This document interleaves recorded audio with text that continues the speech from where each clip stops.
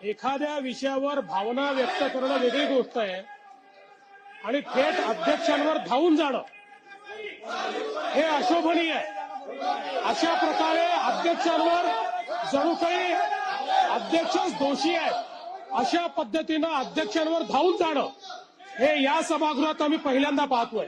लोक वर गेले नाही तसं नाहीये, पण ही पद्धत कुठली आहे की अध्यक्षांच्या अंगावर धावून जायचं? ही पद्धत योग्य नाही, अतिशय अयोग्य पद्धत आहे। अध्यक्ष महोदय, नानाभाऊ हे स्वतः अध्यक्ष राहिले आहेत। अध्यक्ष राहिलेल्या व्यक्तीने अशा प्रकारे अध्यक्षाच्या अंगावर धावून जाणं हे योग्य नाहीये।